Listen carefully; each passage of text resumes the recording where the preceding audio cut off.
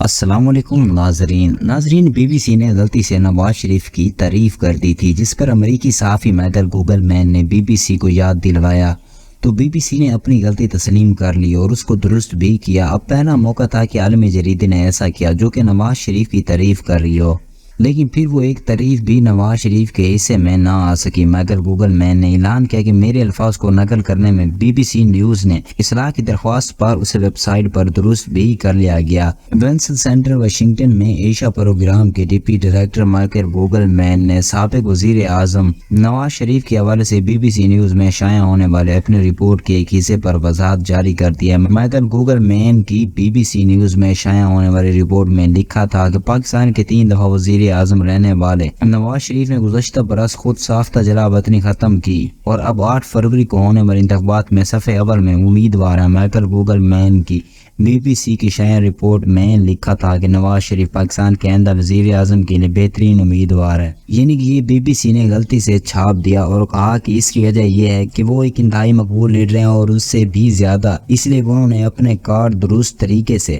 استعمال کیے ہیں۔ اب پاکستان تحریک انصاف یو کے رہنما جہاں زیب پراچا نے مائیکل گوگل مین کی رپورٹ میں نواز شریف کو مقبول رہنما قرار دینے پر شدید رد عمل دیا۔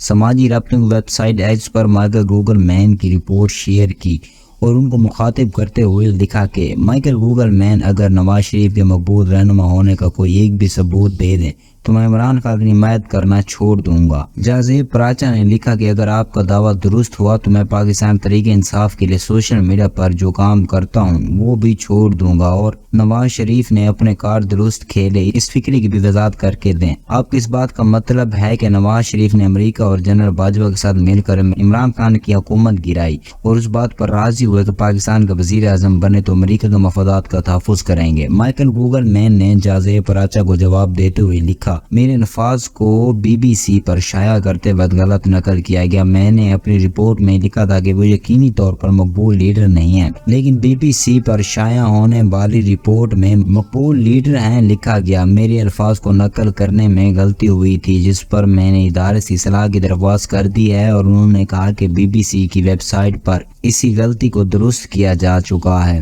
تاہم مائیکل گوگل مین نے جہاں زیب پراچا کے دوسرے سوال کا جواب نہیں دیا۔ اب اس سب کے بعد ادارے کو بھی سمجھ جانا چاہیے کہ نواز شریف اب اداروں کے لیے ایک سفید ہاتھی بن چکا ہے اور اس کے بوجھ اٹھا کر اداروں کو نقصان ہوگا، اس لیے ہوش کے ناخن لیں، اس بندے کو جہاں سے آیا وہیں چھوڑ کر آئیں اور پاکستان میں صاف شفاف انتخابات کروائے جائیں۔ دوستو فی الحال کے لیے اتنا ہی، مزید خبروں اور اپڈیٹس کے لیے دیکھتے رہیے اڑان نیوز HD۔